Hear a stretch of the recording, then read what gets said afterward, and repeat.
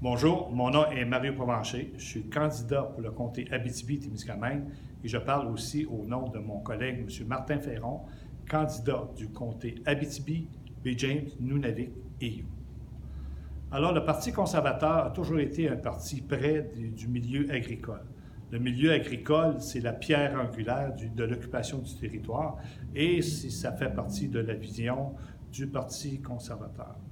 Alors, le Parti conservateur, après l'élection, va mettre en place un nouveau ministre, qui va être le ministre des Affaires rurales, qui va voir à ce que, dans toutes les décisions qui soient prises, qu'on prenne en considération les particularités des régions et de faire en sorte aussi que tous les argents qui sont réservés au niveau des infrastructures, qu'il y ait un budget équitable qui soit réservé pour les projets ruraux.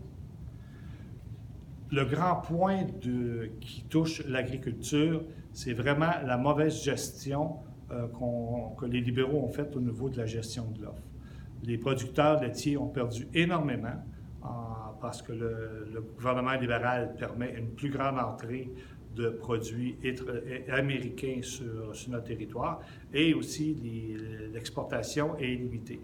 Alors, il est certain que le gouvernement libéral a promis un montant forfaitaire financier pour compenser ça. Les montants commencent à être donnés 4 ans après quasiment les négociations.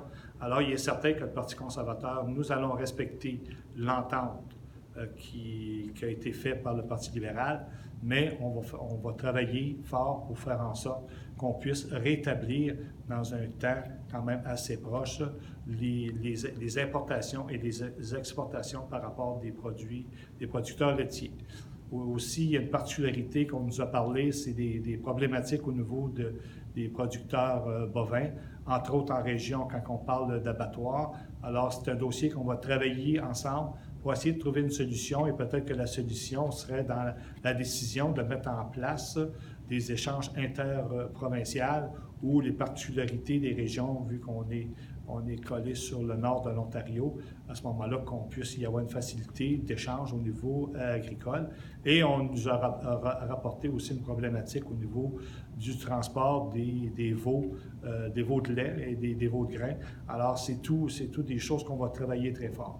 Un élément qui ne touche pas nécessairement juste l'agriculture, c'est la desserte Internet et du cellulaire. Alors, il est certain qu'on doit donner un grand coup de barre, on doit investir, et la façon de le faire, c'est en prenant les particularités du territoire avant d'octroyer des subventions. Les dernières subventions qui ont été données n'ont pas pris en considération les particularités des régions, ils ont plutôt pris en considération le prix et ce n'est pas la façon d'y aller. Il est certain qu'il faut aussi travailler sur des programmes qui vont permettre aux agriculteurs d'augmenter la performance de leur terre. Puis ce qu'il faut comprendre, c'est que la région d'Abitibi-Témiscamingue, c'est une région qui est jeune. Alors, les programmes qui étaient déjà dans le passé disponibles ne le sont plus. Alors, c'est de travailler pour donner la possibilité à nos agriculteurs sur le territoire d'Abitibi-Témiscamingue, Abitibi, Baie-James, Nunavik et You, de pouvoir justement travailler leur terre pour qu'elle soit aussi performante, même si le climat n'est pas le même, pour qu'il soit plus performant.